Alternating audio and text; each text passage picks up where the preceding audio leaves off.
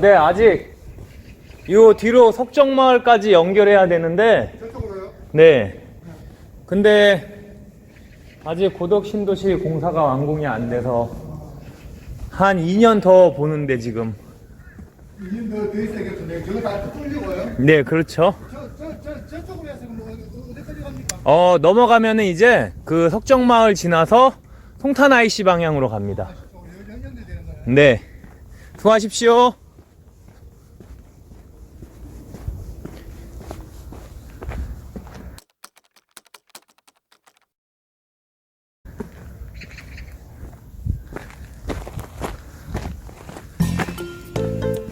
네, 안녕하세요. 김재욱입니다.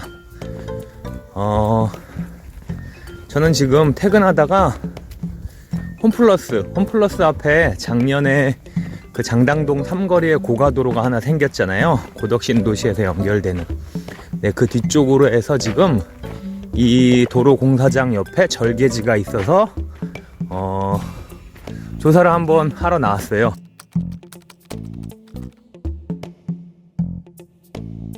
네, 무슨 말씀이냐면 보통 이제 야외 지질 조사는 겨울철에 많이 하거든요. 식생이 우거지지 않은. 근데 지금은 풀이 많이 자라기도 했고 또 우리 주변에서 쉽게 이런 지질 조사를 할 수 없으니까 퇴근하는 길에 여러분들한테 한번 보여드리려고, 그래서 지금 편마암, 우리 평택 지역이 이춘고등학교 주변이 우리 한국의 지체구조상 이제 경기지계에 해당하거든요. 그래서 이제 경기지계에 편마암이 노출된 부위가 주변에 있나 싶어서 이 도로공사장에 절개지가 많잖아요. 그래서 절개지를 찾아서 왔습니다. 근데 아니나 다를까 여기 이런 돌은 다 편마산 구조 편마암이고요. 이것도 어디 다른 데에서 갖고 온 돌이 아니라 이 경기지계의 기반암인 편마암인 걸 알 수 있어요. 이거는 그냥 콘크리트예요. 네, 시멘트. 공사장 공사 폐기물인 걸로 추정되고, 지금 여기가 도로공사를 위해 파놓은 절개지라 겨울철이었다면은 이 토양층하고 토양층 밑에 있는 그 기반암하고 편마암이 잘 드러날 텐데 지금 이미 풀이 많이 자라서 잘 안 보이네요.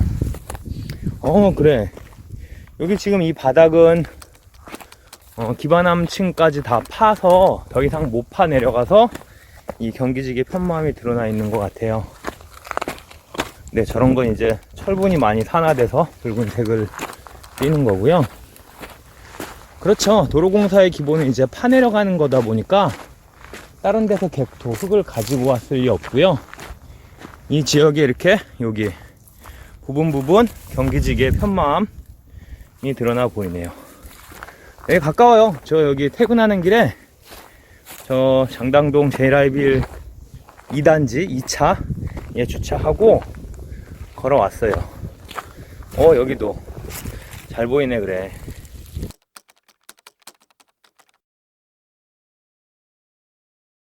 보이시죠?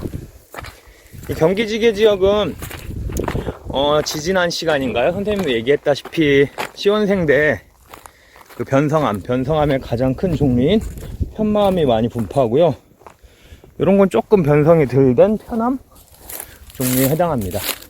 자, 이 절개지가 요거 흙 싹 걷어내면은 이거 편마암이 보일 낀데 제가 포크레인이 있는 것도 아니고. 저 앞에 보이는 저게 이제 편마암 풍화토입니다. 편마암 그 흑산할 때 배웠잖아요. 화강암에 비해서 그 점토질 광물 이게 많아서 저렇게 편마암이 심층풍화된 풍화층 모습을 가까이서 저렇게 볼 수가 있습니다. 네, 아이고, 한번 올라가 볼까? 으쌰! 자, 삼성반도체도 보이네요. 네. 그래, 비 왔을 때 산사태 나지 말라고 저렇게 살짝 덮어놓고, 여기도 원래 기반암이 보여야 되는데 도로 옆에 절개지 공사니까 저렇게 해놓은 것 같아요. 자, 편마암 심층풍화된 풍화층 모습 보고 계세요. 이 밑으로 파고 들어가면은 이제 단단한 기반암층이 있겠죠? 네, 여기에요, 여기. 아이고, 역광. 조금만 더 올라가 볼까? 아이고, 힘들어. 뭐하는 짓인지 참.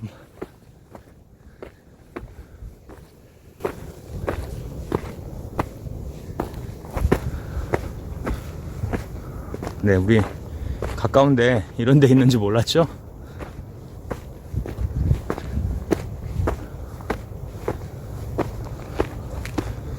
네, 저 능선 넘어가면 이제 석정마을인데요. 아이고, 더는 못 가겠다. 더 갔다가는 이상한 사람 치고 박았네.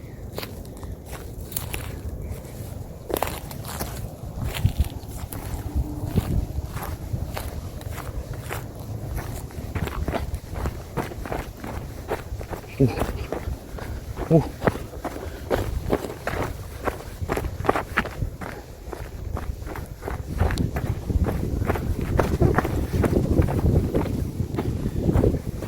우리 학교 앞에 여러분들 그 분수 있는 거 아시죠?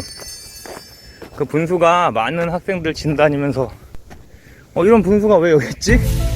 그런 생각 많이 하셨을 텐데, 사실은 그게 이제 70년대만 하더라도 그 자리가 편마암 채석장이었어요. 우리 학교 옆에 있는 산, 그 산도 편마암이거든요. 기반암 여기랑 똑같아요. 여기서 멀지 않고 마찬가지로 경기지계의 한 일부분인데, 그 당시 70년대에는 이제 서정리가 중심지였으면은 우리 2층 고등학교 자리는 되게 외곽이었기 때문에 건축자재라든지 각종 용도로 그렇게 편마암 채석장을 거기서 이제 돌을 캐다가 조경석이나 뭐 공사 자재 이런 걸로 많이 썼던 것 같아요.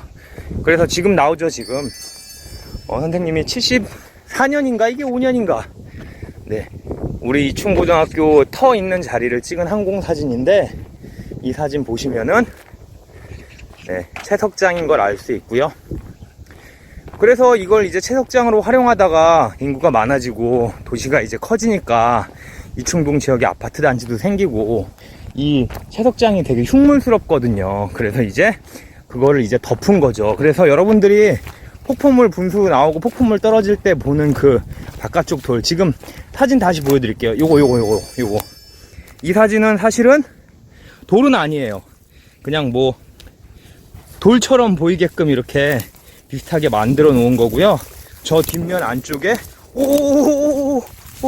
저 뒷면 안쪽에 이제 편마암이 감춰져 있겠죠.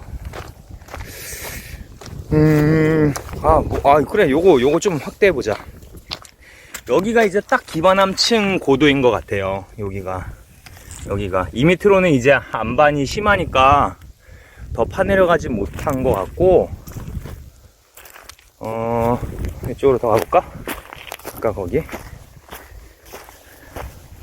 그래, 여기 좋다. 여기 보시면은 이제 분명히 이 포크레인으로 여기를 엄청 파다가 기반암층, 편마암층이 나와서 더 못 파내려간 것 같은데, 여기 보면은 이렇게 기반암이 노출되어 있는 모습을 볼 수가 있습니다.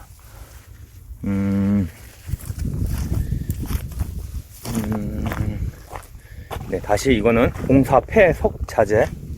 이거 묻겠지, 복보나 많아 또 여기다. 아이고, 야, 이거 밤에 오면 완전 무섭겠다. 지금 이거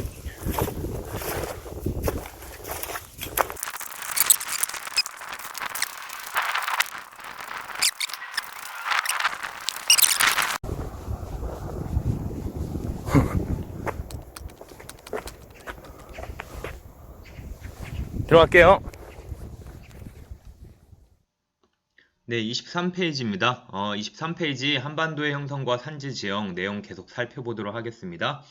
지난 시간에 이어서 오늘 배울 내용은요, 지각 변동과 관련된 내용이에요. 23페이지 상단에 2번 한반도의 지형 형성 과정이라 그래서 지질 시대별 주요 지각 변동을 살펴볼 건데, 오늘은 이 지질 시대별 주요 지각 변동 중에서도 중생대 지각 변동, 신생대 지각 변동에서 여기 요 부분까지 내용 살펴볼게요. 다음 시간에 신생대 동해지각 확장과 경동성 요금융기 요거는 엄청 중요한 내용이니까 산맥과 관련해서 다음 시간에 살펴보고요. 기후변화도 다음 시간에 하고, 오늘은 요 2번 여기 아래 그리고 3번 소개하고 내용 살펴보는 정도에서 마무리하도록 하겠습니다. 자, 먼저 한반도의 지형 형성 과정, 한반도의 지각 변동 요 표를 잘 살펴봐 주세요. 표를 보시면은 이제 제일 먼저 상단에 지질 시대별 주요 지각 변동이라고 나와 있습니다. 고생대를 캄브리아기, 오르도비스기, 실루리아기, 데본기, 석탄기, 페름기 이렇게 나눌 때 캄브리아기보다 더 오래된 시기다 그래서 이거를 먼저 선자를 쓴 선 캄브리아대라고 하고요. 요거하고 이제 같은 말이 됩니다. 선 캄브리아대는 시생대하고 원생대를 포함하는 개념이에요. 그래서 우리가 그냥 고등학교 교육과정에서는 시원생대 이렇게 묶어서 얘기하기도 합니다. 방금 그 선생님이 공사장 다녀온 동영상 보여드렸잖아요. 보셨다시피 아주 오래된 시대고 그리고 오래된 시기이기 때문에 변성작용을 받은 변성암이 많이 분포합니다. 변성암 복합체라고 쓴 이유는 수능특강 관점에서는 무조건 편마암이다라고 말할 수는 없어요. 왜냐면은 편암도 있고 다른 뭐 변성태저암 또는 화강편마암 등등 다른 여러 종류의 변성암이 있기 때문에 이렇게 쓴 거고 요거는 그냥 무시하시고 우리는 도입부 동영상 보신 것처럼 이렇게만 이해하고 있으시면 됩니다. 자, 이제 고생대로 갈게요. 대략 46억 년 전에 지구가 형성이 되고 나서 약 한 5억 7천, 5억 5천만 년 전 정도 그때 되면 이제 고생대가 시작이 되는데요. 고생대에서 가장 오래된 시기였던 캄브리아기 이때에는 조선노충군이라 그래서 우리가 석회암이 주로 많이 분포한다. 어디냐면은 평남분지하고 옥천 지향사 일대 지체구조 할 때 배웠어요. 그러니까 이 고생대 초반부에 바다 밑이어서 그 석회석이 퇴적될 수 있었던 환경을 가진 지역은 그 평양 부근하고 그 다음에 옥천 우리가 습곡대라고 또는 옥천 지향사라고도 하는데 그 강원도 일대하고 충북 일대 지역 그 지역을 집중적으로 생각해 보시면 돼요. 이 지역은 바다 밑이었기 때문에 석회석이 퇴적되었구나. 지난 시간에 복습이죠. 그죠? 그리고 바다 밑에 있었다가 조류운동이라 그래서 육지가 만들어진다. 지을 조자에 육지할 육자예요. 그러니까 바다 밑이었던 동네가 융기를 하게 돼요. 융기를 하게 됐으니까 더 이상 바다 밑이 아니고 석회석은 이제 퇴적이 중지가 된 거죠. 그러다가 고생대 후반부쯤 오면은 석탄기라는 명칭이 아예 대놓고 있잖아요. 이때 평안누충군, 평안계 지층인 무연탄이 우리나라에 많이 퇴적이 됩니다. 그냥 비바람에 노출된 평평한 육지 같은 경우는 침식작용이 일어나지만 얕은 호소였거나 아니면 늪이었거나 그러면 어쨌든 육지는 육지잖아요. 그래서 얕은 늪과 호소에서 그 석탄이 많이 퇴적되었다, 무연탄이 퇴적되었다 그래서 요거를 우리가 지난 시간에 육성층이라고 배웠습니다. 그래서 고생대가 여기서 이렇게 끝나게 돼요. 근데 살짝 중생대 초반하고 걸쳐 있기 때문에 이렇게 수특에서는 표시를 해줬어요. 자, 여기서 이제 결층이라는 뜬금없이 새로운 개념이 나왔는데 이 결층은 뭐냐면 지질학, 지구과학에서는 엄청 중요한 그런 내용이에요. 우리 한국지리에서는 사실 모르고 가도 괜찮지만 근데 최근에 한 4, 5년 전쯤에 한국지리 수능에 이 결층이라는 말이 나온 적이 있어요. 보기로 나온 적이 있습니다. 이 결층이라는 말은 무슨 뜻이냐면 여러분 결석, 학교 안 오는 걸 결석이라 그러잖아요. 결층이라는 말은 지층이 빠져있다 이런 뜻이에요.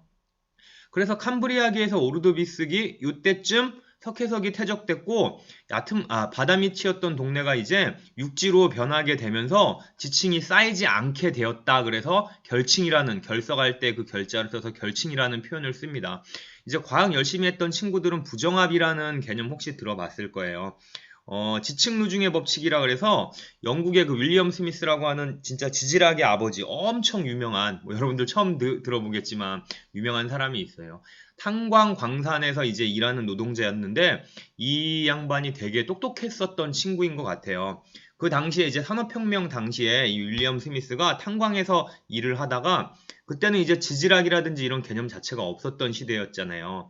근데 이제 그 석탄을 캐기 위해서 그 뭐 엘리베이터나 뭐 이렇게 딱 타고 이게 뭐 그 당시에는 엘리베이터라고 하기도 좀 민망했겠다. 그 공사장 그런 엘리베이터를 타고 점점 땅 밑으로 내려가면서 그걸 본 거예요. 지층이 이렇게 쌓인 순서. 그리고 다른 동네에 가서 또 지층이 쌓인 순서를 보고 이 지층은 지난번 그 동네에도 있었는데 이런 식으로 여러 그 탄광을 비교하면서 지층 누중의 법칙이라는 그러니까 오래된 지층이 아래에 쌓이고 최근 지층은 위에 쌓인다. 어떻게 보면 지금으로서는 당연하지만 그 당시 이제 지질학의 어떤 개념을 선구적으로 확립한 지층 누중의 법칙을 확립한 그런 사람이에요. 이 윌리엄 스미스라는 지질학자는. 그래서 뭐 지질학의 아버지라고도 부르죠. 뭐 지질학 하는 사람들은. 그리고 이제 동일과정설 혹시 들어보셨어요? 제임스 허튼이라 그래서 동일과정설. 현재 일어나는 그 이런 지각 변동이나 뭐 지층 퇴적은 예전에도 일어났었고 또 예전에 일어났었던 거는 현재에도 일어난다. 그래서 동일과정설 이 두 가지가 지질학에서 기본적인 개념인데 결층이라는 얘기는 이때가 얕은 바다 해성층이었다가 육지로 변하게 되면서 지층이 쌓이지 않게 되었다. 그래서 잃어버린 지층 그래서 결층이라 그래요. 그래서 한반도 고생대 지층에는 이렇게 처음에는 대결층이라고 불렀어요. 캄브리아기 오르도비스기에서 실루리아기 대봉기 뭐 그 이후까지도 쭉 지층이 쌓인 흔적이 발견되지 않아서 빠진 지층이다 결층이다 이렇게 표현을 합니다. 그래서 고생대 때에는 퇴적이 안 된 그런 지층이 있었구나. 그래서 조선계 석회암하고 무연탄 이 평안계 지층은 요거 이제 부정합의 관계에 있어요. 부정합. 사실 우리가 지질학을 하는 건 아니니까 이런 게 있구나 정도만 알아두시면 돼요. 되게 획기적인 사건이 최근에 지질학계에서는 정선일 거예요. 정선의 회동리라고 하는 동네에서 잃어버린 지층인 줄 알았는데 회동리에서 이 잃어버린 지층의 퇴적된 부분을 일부분 찾았어요. 그래서 이제 그 대결층이라고 했던 명칭이 결층으로 바뀌고 우리나라에도 잃어버린 지층인 줄 알았더니 있기는 있더라. 정선의 일부분. 뭐 그래서 화제가 된 적이 있습니다. 근데 우리 문과 친구들은 사실 별 관계는 없어요. 고생대는 요거 꼭 중요한 개념이니까 두 개 여태까지 많이 했죠. 기억하시고 중생대로 넘어갈게요. 자, 중생대는 이제 세 개로 나뉘어요. 트라이아스기, 쥐라기, 백악기 이렇게 세 개로 나뉘는데 우리가 요 명칭까지 다 알 필요는 없습니다. 제가 말씀드리는 것만 개념 정리하시면 돼요. 중생대 초반을 이제 트라이아스기라고 하는데 속림변동이라 그래서 지각변동이 있었어요. 이게 중생대 보시면 속림변동, 대보조선운동, 불국사변동 등 이때에는 없었던 그런 지각변동이 많이 나오잖아요. 사실 이때에도 지각변동이 있기는 있었을 겁니다. 근데 밝혀내기도 어렵고 너무 오래된 시대니까 지층의 흔적도 잘 안 남아있고 그럴 수 있는데 중생대는 이제 슬슬 우리가 살고 있는 신생대 제4기에 가까워져 오면서 지층의 여러 흔적들이 남았어요. 먼저 트라이아스기 속림변동에 대해서 살펴볼게요. 속림변동은 일단 구글어스를 한번 쳐볼게요. 이 속림이라고 하는 동네가 평양 부근에 실제로 있습니다. 제가 그냥 칠게요. 속림변동. 자, 여기 속림시라고 해서 나오죠. 평양 아래쪽 남포 쪽에 북한에 있는 도시고요. 이 속림시 인근 지역을 이렇게 축소해 놓고 보시면은 자, 일제시대에 일본인 지질학자인 그 고토분지로라는 사람이 이 속림 주변에 있는 산맥들 여러 가지 이제 그 우리나라 산맥들 다다음 시간쯤에 배울 거예요. 뭐 강남산맥, 저기룡산맥, 묘양산맥, 언진산맥, 멸악산맥 이런 산맥들이 이 산맥들이 바라보는 방향이 이쪽을 이제 요동 방향이라 그래요. 요동 방향. 요동 방향을 바라보고 있는 것 같다. 이 산맥들이. 그러면 이 산맥들이 왜 생겼겠느냐? 분명히 이런 식으로 힘을 받았을 겁니다. 무슨 얘기냐면 선생님이 손으로 가르쳐 볼게요. 이런 식으로 이렇게 눌리는 힘을 양쪽에서 받았기 때문에 이 지층이 단층이 생기고 습곡이 생기고 요동반도 방향을 마치 화살표처럼 가리키는 것처럼 이런 산들이 생겼다. 그래서 이거를 속림변동이라고 규정을 했습니다. 지금 제가 얘기해도 잘 모르실 텐데 여러분들 제가 갑자기 세계지리로 바꿔서 다른 동네를 보여드릴게요. 여기 혹시 보이세요? 여기가 어디냐면은 자, 여기입니다. 미얀마, 그 다음에 방글라데시, 히말라야 산맥 신기주산대 근처에 있는 땅인데요. 여기 보시면 이렇게 눕혀볼게요. 여러분들 이렇게 진하게 표시된 산들 지금 선생님이 이렇게 마우스로 가리키고 있는데 요거 혹시 보이세요? 이렇게 방향이 있습니다. 무슨 얘기냐면 산맥들, 산줄기들이 이런 식으로 방향이 가 있어요. 이런 식으로. 이 얘기는 뭐냐면은 양쪽에서 이렇게 힘을 받았다는 언제인지 모르지만 이렇게 힘을 받아서 찌그러졌다는 그런 증거가 지표면에 남아있는 겁니다. 예를 들어서 여러분들이 잘 아는 전 세계에서 가장 높은 산인 에베레스트 산, 히말라야 산맥도 지금 여기 이렇게 눈 쌓여 있는 부분이 있잖아요. 요게 이제 히말라야 산맥이고 뭐 에베레스트 산이 여기 어디쯤에 있겠죠. 요거겠죠. 요거겠네. 자, 요거겠네. 이거 왜 생겼는지 우리 과학 시간이나 세계지리 시간에 배웠잖아요. 인도파는 이쪽으로 이동을 하고 유라시아파는 여기에 있고 그래서 신생대 때 이 두 개의 판이 충돌하면서 여기가 융기한 거잖아요. 그래서 조산운동이라 그러죠. 융기. 자, 예를 하나 더 들어볼게요. 여기 한번 보세요. 여기. 요쪽 한번 잘 보시기 바랍니다. 여기를 이렇게 눕혀볼게요. 자, 방향성이 어느 정도 보여요? 요렇게 산이 요렇게 가는 거. 이것도 마찬가지로 인도판이 올라오면서 이렇게 밀고 이쪽 판, 유라시아판 이렇게 있으니까 이 부분에 충돌이 생기면서 막 지층이 어긋나고 단층이 생기고 습곡이 생기게 된 겁니다. 지금도 이렇게 그래서 찌그러지고 있는 상태고 지진과 화산할 그 수찬성 대지진이라 그래서 몇 년 됐죠? 여기에 큰 지진이 한 번 있었잖아요. 이런 식으로 우리나라를 한번 자세히 볼게요, 여러분. 우리나라를 보시면은 자, 여러분들 한반도에 지질 구조했을 때 배운 거 그거 기억날 거예요. 자, 국경을 제가 없애고요. 이 송림이라고 찾았던 것도 내용도 없앨게요. 이렇게 보시면은 자, 그냥 보면은 아무것도 아니지만 우리 남한만 이렇게 보면은 방향성이 보입니다. 방향성. 지금 무슨 얘기냐면은 여기는 요런 연두 색깔이 있는 데는 아무래도 산이 없는 평야지대고 요 부분 또는 요 부분 자, 그리고 전체적으로 뭐 이렇게 높은 산이 이렇게 내려오죠? 그러니까 지질 구조는 지하에 있는 지층 구조이지만 이 지표면에도 어느 정도 반영이 돼 있으니까 이런 식으로 산이 높은 지역이 이런 식으로 연결돼 있는 듯한 이런 걸 볼 수가 있어요. 이게 뭐냐면은 구조선이라고 하거든요. 구조선 또는 이 구조선 지층의 구조를 반영했다 그래서 구조선이라든지 아니면 산맥이라고 얘기하는데 잠깐 수능 특강에서 여기를 볼게요. 자, 지각 변동에 의해 형성되는 것으로 소규모 금간 부분, 전리를 금간 부분이라고 합니다. 에서부터 대규모 단층선, 단층이 지각이 어긋나게 되면서 선처럼 생긴 동네에 이르기까지 다양하게 나타난다. 이런 거를 다 묶어서 지질구조선이라고 합니다. 화강암이 어떻게 그 관입을 했는지, 산이나 계곡이 어떻게 그 배열되는지 이런 거에 영향을 끼친다 그래 이렇게 설명이 나왔어요. 여러분들 제가 대표적인 지질구조선을 하나 보여드릴게요. 서울이죠, 서울. 서울 강남 제가 확대해 드릴게요. 강남에 여기 롯데월드입니다. 자, 롯데월드 앞에 석촌호수의 매직 아일랜드 이렇게 놀이동산 보이고요. 자, 여러분들 이 서울에 강남에서 자, 여기 지금 막 땅 파집어 놓은 게 동탄 신도시 2지구, 3지구 공사장이고요. 동탄에서 더 내려오면 미군 부대 활주로 보이고 송탄 보이고 우리 이충고등학교도 여기에 딱 보입니다. 이렇게. 자, 그러면은 자, 이 부분 여러분들도 구글어스 제가 많이 보여드렸으니까 이제 보일 거예요. 제가 표시해 드릴게요. 아까 석촌호수 있는 롯데월드 여기, 동탄 신도시 여기, 이충고등학교 여기라고 치면은 여기서 여기까지 산이 없이 쭉 갈라져 있는 선 이런 거 보여요? 이런 거? 여기도 사실 이렇게 갈라졌네. 그죠? 여기도 이렇게 선이 보이고 여기도 선이 조금 이렇게 보이고 이게 바로 지질 구조선이라고 합니다.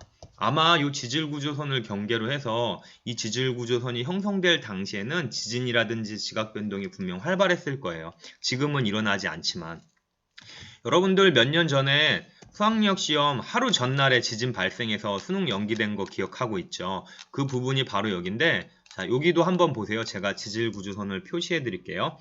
여기 보시면은 자, 울산, 그 다음에 포항, 그 다음에 우리나라 제2의 도시 부산입니다. 그리고 부산 근처에 김해라든지 양산이라든지 이런 도시가 있어요. 자, 이 포항 이쪽에서부터 부산까지 이렇게 쭉 갈라져 있는 거 보이시죠? 지질구조선입니다. 지질구조선이면서 이 부분은 신생대에 지금 어긋나고 있는 단층선에 해당하기도 해요. 같은 개념이라고 보시면 됩니다. 또는 이거를 구조곡이라고도 해요.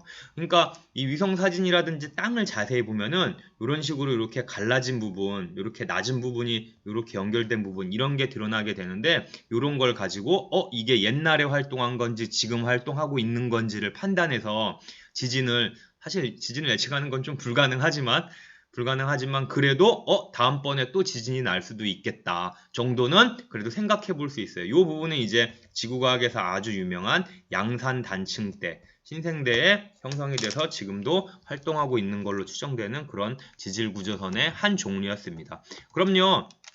다시 여기로 돌아올게요. 속림변동 요걸로 돌아올게요. 이 속림변동은 뭐냐면 중생대 초반부에 우리나라 북부지방 평양 북쪽을 중심으로 충돌이 있었던 것 같아요.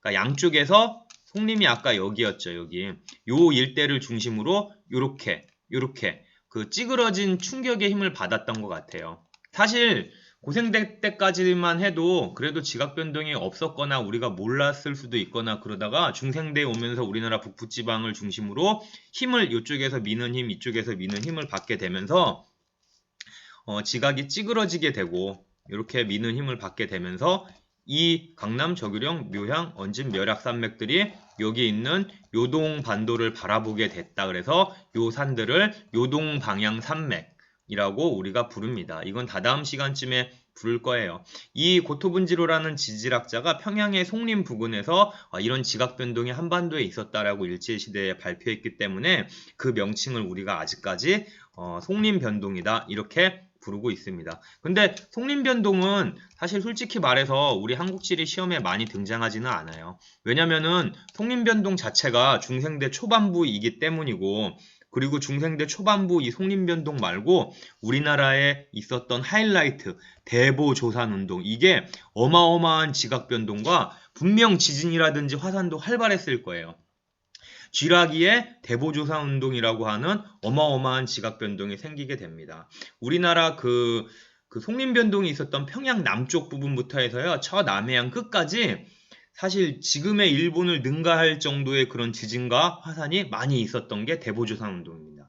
이 대보라는 명칭도 사실은 평양 부근의 대보탄전이라고 하는 탄광인데요. 그 탄광을 지질조사하다가 밝혀졌다 그래서 대보조산운동이라고 하고 이거는 엄청 중요합니다. 우리나라에서 전례 없이 엄청 강력했던 우리나라에서 가장 격렬한 난리가 났죠. 격렬한 지각 변동으로 엄청 중요하게 취급이 됩니다. 이때 바로 지하 깊은 곳에서 화강암도 많이 파고들었고요. 그리고 그 화강암이 뚫고 나온 중생대 화산도 우리나라에 제법 있어요. 물론 고등학교에서는 배우지 않습니다. 그래서 이 쥐라기 때 대보조산운동 가장 격렬한 지각변동이고 뭐 분출한 화산을 제외하고도 그때 지하에 화강암이 많이 파고들었는데 이게 우리나라에 지금 현재 우리가 살고 있는 시대에 많이 볼 수 있는 그 화강암이에요. 그래서 화강암의 연대 측정을 우리 학교 앞에 있는 성실 그 비석도 연대 측정을 해보면은 대략 중생대 쥐라기가 확실하게 나올 겁니다. 그리고 이제 중생대 마지막 시기인 백악기에 접어들게 되면은 경상루 춘군 기억나요? 공룡 발자국 화성 많이 분포하는 여러분들 공룡의 전성시대는 쥐라기가 아니라 백악기입니다. 네, 백악기의 경상루 춘군에도 누춘군이 있었던 동네 경주를 중심으로 해서 불국사 인근 지역에도 화강암이 많이 관입했다 그래서 이때를 이제 불국사 화강암이라 그래요. 그래서 지구과학 지질조사하는 사람들은 쥐라기 때 관입한 화강암을 대보화강암 중생대 말 백악기에 관입한 화강암을 불국사 화강암 이렇게 구분해서 부르기도 해요. 그래서 이 대보조산운동과 불국사운동, 송림변동 이 세 가지를 엮어서 중생대의 주요 지각변동인데 그 중에서 가장 격렬한 대보조산운동은 꼭꼭꼭 기억하시고 지금 우리가 볼 수 있는 악자 들어간 산의 대부분은 다 이때 관입했던 화강암이다. 이렇게 이해하고 계시면 됩니다. 그리고 이제 신생대로 넘어올게요, 여러분. 신생대는, 최근 이제 우리가 여기에 살고 있잖아. 사기를 두 개로 나누면 플라이스토세하고 현세인데요. 이거 그냥 적을게요, 저는. 여러분들 안 적으셔도 돼요. 플라이스토세하고 현세인데, 우리는 지금 이 현세에 살고 있습니다. 현세에 살고 있고요. 3기를 또 구분하자면, 대략 6천만 년 전쯤부터 중생대가 끝나고 신생대가 시작이 돼요. 다른 거는 억년 단위인데 신생대는 이제 6천만 년 전이니까 사실 다른 대에 비해서는 그렇게 크진 않죠. 뭐 제일 3기 제일 초가 팔레오세, 그다음 뭐 올리고세, 에오세, 마이오세, 플라이오세 뭐 이렇게 구분을 하는데요. 이 신생대 3기에는 우리나라의 경동성 요곡 운동이라 그래서 태백산맥이 생기게 되는 그런 아주 중요한 지각 변동이 있었고요. 지금 현재 우리가 살고 있는 현세하고 플라이스토세에는 뭐 그 제주도라든지 백두산이라든지 철원 연천의 현무암 용암대지라든지 그런 화산 활동이 있었던 시대 이렇게 얘기를 합니다. 자 그러면요 지금 지질시대는 또 처음 하는 얘기라 여러분들 지금 조선계 석회암 평안계 무연타는 그래 지난 시간에도 들어봤어. 변성암 복합체 편무암 이거 아까 선생님 영상 보니까 대충 알겠어. 근데 요번 시간의 핵심은 송림변동 대보조산운동 불국사변동에 대해서 잘 모르실 거예요. 그래서 요거를 잘 살펴볼게요. 자 다시 송림변동부터 들어옵니다. 송림변동 중생대 초반에 있었는데 북부지방, 아까 선생님이 구글어스에서 송림을 찾았죠. 평양 부근, 평양의 북쪽 지역을 중심으로 우리나라가 지각 변동을 받았다. 단층과 습고, 힘을 받았다. 그렇게 이해하시면 되고요. 랴오등, 이제 요동반도입니다. 요동반도, 동북동 서남서 방향의 지질 구조선. 이렇게 땅에 이렇게 선 같은 게 가 있는 계곡과 산이 나눠지게 되는 그런 일이 있었다. 이렇게 나옵니다. 여기서 동북동 서남서 방향은요. 이렇게 해볼게요. 여기에 먼저 우리가 지도를 보면 북쪽, 남쪽, 서쪽, 그 다음에 동쪽 이렇게 얘기하죠.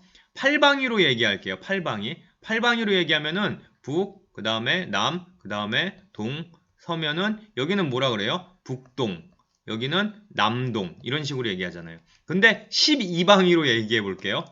12방위는 조금 더 자세해서 아이고 잘못 그렸다. 그냥 이렇게 할게요. 동북동, 동쪽이고 북쪽으로 갔다가 다시 동쪽. 아, 이게 동북동이네. 서남서, 서쪽이고 남쪽으로 갔다가 다시 서쪽으로 갔다. 그러면 서남서, 요 방향.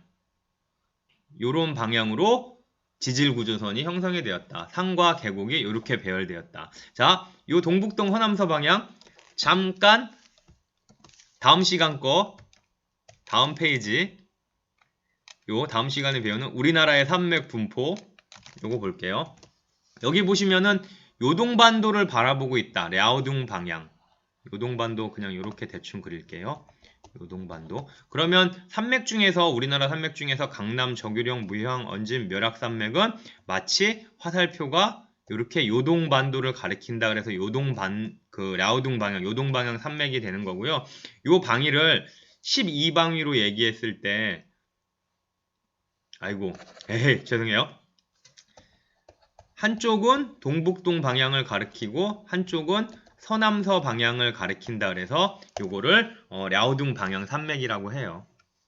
요거는 다음 시간에 다시 복습을 할게요. 그래서 우리나라에 있는 요 산은 사실 그렇게 높은 산지들은 아니거든요. 요 한국 방향 산맥, 요게 높은 산이고 그래서 중생대 초반에 형성됐던 그 구조선이고 산맥들이고 시기가 지금까지는 좀 많이 오래된 편이라 비바람에 많이 깎이고 낮아진 그런 산들, 그런 산맥들을 의미하게 됩니다. 다시 앞으로 돌아올게요. 그러니까 사실 이번 시간에 배우는 것도 다음 시간에 연관이 돼 있죠. 자, 두 번째 중생대 중반부 대보조산운동 선생님이 엄청 중요하다 그랬죠. 왜 엄청 중요하냐면 여러분들 이것 때문에 그래요. 우리나라에 현재 존재하는 화강암들은 이때 다 관입했습니다. 전전 시간에 제가 둘리 그리고 막 화강암 관입하고 깎여서 뭐 다시 지금 시대로 오고 그 그림 생각하시면 돼요. 지하에 화강암이 관입했다가 지각이 이제 현재까지 오면서 많이 깎여서 지금 화강암이 우리나라에 많아졌다. 자, 매우 격렬했던 지각 변동으로 한반도 전역의 발생. 이거는 중국 북동 남서 방향의 지질 구조선 그 산맥의 방향이 요동 방향이 아니라 중국을 바라보게 되었다. 그리고 가장 중요한 넓은 범위에 걸쳐 대보 화강암이 관입되었다. 이렇게 나와 있습니다. 자, 다시 다음 페이지에 산맥 볼게요. 요거 자, 요동 방향 산맥하고는 틀리죠. 자, 여기가 요동반도라 치면은 여기가 아래쪽이 이제 중국 본토입니다. 중국 본토.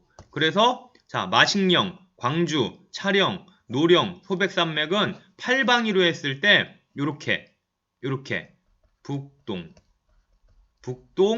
남서 방향을 가리킨다. 아까 이거보다 동북동 서남서 방향보다 더 기울어졌죠. 요거는. 그래서 이거는 중생대 초반엔 이쪽에 힘을 받아서 산이 생기더니 송림변동 때문에 산이 생기더니 중생대 중반부에는 대보조산운동이라 그래서 이쪽 남한 지역에 주로 산맥들이 많이 생기고 우리나라 전 지역에 걸쳐서 화강암들이 지하 깊은 곳에서 막 이렇게 관입을 했다. 이렇게 이해를 하시면 돼요. 앞으로 다시 돌아올게요. 자, 불국사변동. 불국사변동은 대보조산운동만큼 심하지는 않았지만 경주를 중심으로 포항이라든지 울산 일대에 중생대가 끝날 때쯤에 경상도 지방을 중심으로 약간의 힘을 받았는데 이 대보조선운동만큼 격렬하지는 않았어요. 그래서 이 대보조선운동 때만큼 지층이 막 이렇게 뒤틀어진 거는 별로 없고요. 살짝 기울어진 정도? 그 정도만 이렇게 지각변동을 받았습니다. 그래서 이때 관입한 화강암은 대보조선운동 시기보다 연대가 더 짧게 나오기 때문에 그래 구분을 하자. 지질학자들이 불국사 화강암이라고 해서 대보 화강암하고 구분을 했습니다. 요게 조금 더 오래된 거고요. 요게 조금 최신에 생긴 그런 화강암입니다. 물론 이런 거는 시험에 안 나와요. 제가 시험에 나오는 것만 이따 끝날 때 딱딱 정리해 드릴게요. 일단 지금 그냥 내용 살펴봅시다. 그러다가 신생대에 들어오게 되면서 이제 신생대는 우리가 살고 있는 시대하고 가까우니까 요거는 시험에 엄청 많이 나와요. 경동성 요곡 운동, 신생대 3기 마이오세, 동해안에 치우친 비대칭 융기 운동으로 동해 쪽, 강원도 쪽에 있는 산지들이 막 융기하기 시작합니다. 함경산맥, 태백산맥 등 높은 산지 지형이 형성됐고 요거를 이제 한국 방향 산맥이라고 다다음 시간쯤에 배우게 될 겁니다. 그리고 신생대 4기, 3기 말에서 4기 초 백두산, 울릉도, 독도, 제주도 등의 화산 지형이 형성되었다 그래서 지금까지 우리나라의 지각 변동에 대해서 개념 정리를 했어요. 여기서 한번 다시 복습을 해보고 문제를 풀도록 할게요. 이렇게 올라가서 오늘 살펴본 내용 요거 중에서 자 중요한 내용 자 시원생대 때 무슨 돌? 편마암. 자 시험에 나오는 건 이런 거예요. 고생대 초반 조성계 뭐 석회암이죠. 자 그 다음에 고생대 후반 평안계 지층에 어떤 거였죠? 무연탄이었죠. 자 이거는 바다 밑이어서 해성층이라 그러고 요거는 육성층이라고 하죠. 자 그리고 오늘 이제 나왔던 거 중생대 초반에 송림변동이 있었습니다. 우리나라 북쪽 지역에 지각변동을 받았다. 근데 이거보다는 요거 확실히 기억하라 그랬어요. 대보조선운동이라 그래서 우리나라 전역에 걸쳐 화강암이 관입했던 그런 지각변동. 자 이걸 좀 더 여러분들 이해하기 쉽게 설명드릴게요. 이 고생대 전까지는 우리나라 대륙이 따닥따닥 떨어져 있었어요. 그 판구주론에 따르면은. 선생님 그런 건 도대체 어떻게 알아요? 어떻게 아냐면 화성암이 마그마가 식을 때 돌이 형성이 되잖아요. 그 돌이 형성될 때 뭘 측정하면 되냐면 지구 자기 방향으로 그 이제 이렇게 그 돌의 구성 성분 뭐 감람석, 희석, 각성석, 흑음 뭐 그런 것들이 방향성을 이루면서 굳어지게 됩니다. 고지자기를 측정할 수 있고요. 그 고지자기를 측정을 해서 우리나라에 있는 돌, 연대 측정했더니 언제더라. 그래서 복각이란 걸 측정합니다. 지구과학적으로. 그 복각을 바탕으로 그 당시 이 돌이 형성했던 시기에 우리나라가 위도 몇 도쯤에 위치했는지 알 수 있어요. 괜히 얘기했다 이건. 이거 몰라도 돼. 넘어갑시다. 자, 아무튼 중생대 대보조선운동이라고 하는 격렬한 지각변동이 있었고 화강암들이 관입했다. 요거 꼭 기억하세요. 그리고 경상도에도 불국사 변동, 대보조선운동만큼은 아니지만 지각변동이 있었고 화강암이 관입했었다. 이렇게 기억하시고 그 다음에 신생대 3기에 또 중요한 거 요곡 단충운동이라 그래서 다음 시간에 배운다 그랬죠. 경동성 요곡 융기라 그래서 태백산맥이 생기게 되는 지각변동이 있었다. 그리고 우리가 아는 신생대 화산들은 4기 가장 최근에 형성되었다. 이렇게 개념 정리를 하시면 돼요. 자 여기 나와 있는 설명은 다음 시간에 볼 거고요. 요 자료 분석도 다음 시간에 마찬가지로 같이 살펴볼 겁니다. 그러면 문제를 두세 개 정도만 풀면서 요번 시간 거 다시 한번 복습을 해볼게요. 자, 이 수능 기본 문제 3번 문제인데 그러면 이런 내용들, 이 지구과학 관련된 내용들 요거 도대체 시험에 어떻게 나나?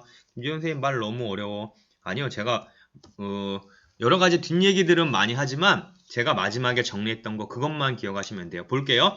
선 캄브리아대, 시생대, 원생대, 지질계통 뭐라고 돼 있고 변성작용 나와 있죠. 자, 편마암, 변성암이라고 씁시다. 고생대 초반, 캄브리아기 고생대 초반에 조성계 지층이었죠. 석회석, 바다 밑이었을 때. 그 다음에 고생대 후반, 무연탄인데 뭐 여기에 적을 거 없고 중생대 대동루층궁 대봉구 조산운동 뭐였어요 아까? 화강암이었죠. 화강암. 그 다음에 중생대 후반부 자 쥐라기공원 영화 제목 잘못된 거라 그랬어요. 자 공룡의 전성시대는 백악기입니다. 백악기. 그래서 백악기의 한국지리에서는 공룡 발자국 화석 발자국 화석. 이렇게 라고요. 그 다음 신생대 제3기 마는 요거는 경동성 요곡윤기로 태백산맥에 해당합니다. 자, 이렇게 적을게요. 경동성 요곡윤기. 경동성 요곡윤기는 엄청 자세하게 다음 시간에 또 설명드릴게요. 이번 시간의 핵심은 대부조선운동이었으니까.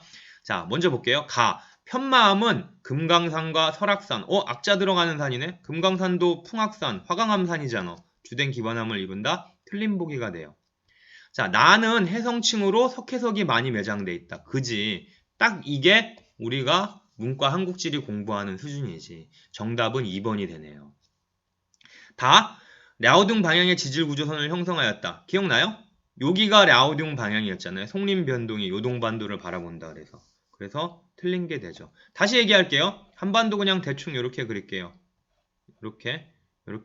우리나라의 산맥 여러분 다 외우실 필요 없습니다. 근데 저는 교사니까 강남, 저규령, 묘향, 언진, 멸항, 마식령, 광주, 그 다음에 차령, 노령산맥, 소백산맥, 뭐 태백산맥, 낭린산맥, 한경산맥, 마천산맥 이렇게 대충 그리면은 여기가 요동반도고 여기가 중국이기 때문에 중생대 초반 송림변동은 요게 동북동 서남서 요동 방향을 가리킨다. 그런 뜻이고요. 요게 중국 방향, 중국 본토 방향을 가리킨다 그래서 중국 방향 산맥이 되고요. 우리가 중학교 때부터 배워서 잘 아는 태백산맥, 이게 한국 방향을 가리킨다 그래서 한국 방향 산맥 이렇게 됩니다. 자, 다는 랴오둥 방향의 지질구조선을 형성하였다. 다, 대보조선 운동 시기는 중국 방향 지질구조선을 형성하였다. 이게 돼야 돼요. 그래서 틀린 보기가 됩니다. 다음 시간에 자세히 나와요. 그 다음 라. 공룡발자국은 북부지방을 중심으로 분포한다. 공룡발자국 여기가 지질구조상 경상분지잖아요. 경상도 일대, 경남 고성군. 그래서 아닌 게 되죠. 마로 인해 제주도가 형성되었다. 제주도는 4개, 요때 형성된 거죠. 요때는 경동성 요곡윤기라고 태백산맥이 형성되는 시대입니다. 그래서 틀린 게 돼요. 그러니까 마치 뭐 역사 시간에 연표 그런 것처럼 이렇게 지질 연표가 나오는데 여러분들 지금 선생님이 강조했던 내용 이런 것들이 주로 정답으로 많이 나오는 그런 내용입니다. 그러니까 이 문제도 2번을 딱 정답으로 이렇게 편성을 하죠. 이 한지에서 이 지질 단어는요. 그때도 말씀드렸지만 절대 뭐 이걸 뒤틀고 비꼬고 말장난을 할 수가 없어요. 말 그대로 그 과학적, 지구과학적인 그런 내용이기 때문에. 다른 문제도 한번 또 살펴볼게요. 예를 들어서 요거 좋겠다. 요거 우리 첫 시간에 암석할 때 배웠던 거니까 요거 풀어볼게요.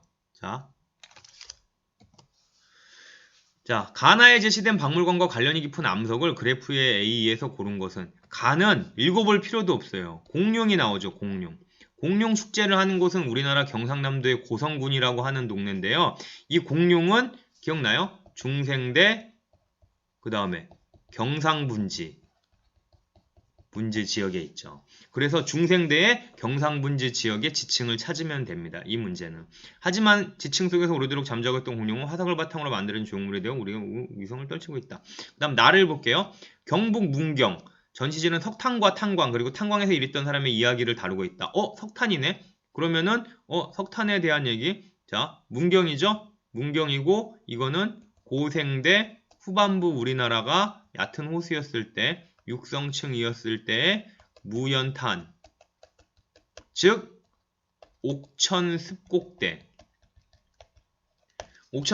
상부지층, 하부지층은 석회석이고 상부지층의 그 무연탄을 의미하는 거예요. 그러면 지질시대별 암석의 구성비를 봅시다. 먼저 중생대니까 요거 하고 그 다음에 고생대니까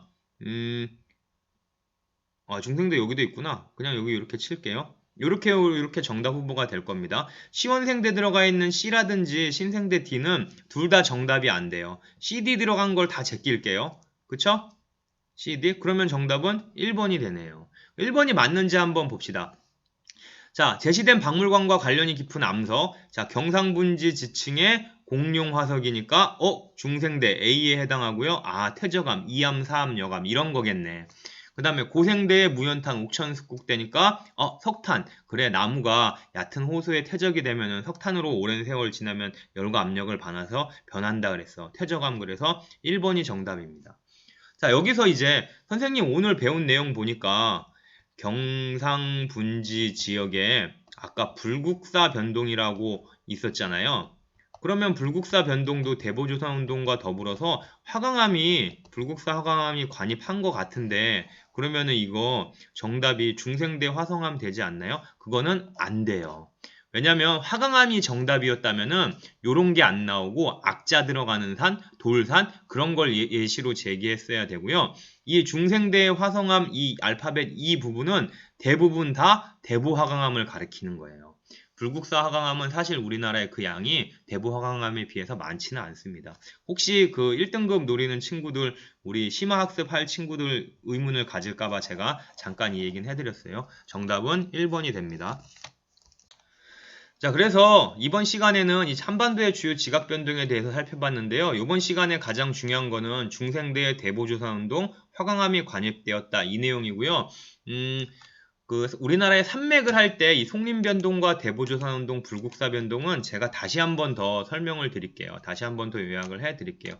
이 대보조선운동과 화강암 관입만큼은 오늘 꼭 기억을 하시고, 이 바로 화강암이 또 전 시간에 배운 돌선하고도 관련이 되어 있기 때문에 절대 잊어버리시면 안 됩니다. 자, 신생대의 지각변동부터 기후변화, 지형발달은 다음 시간에 살펴볼게요. 네, 오늘은 이 정도까지만 하겠습니다. 고맙습니다.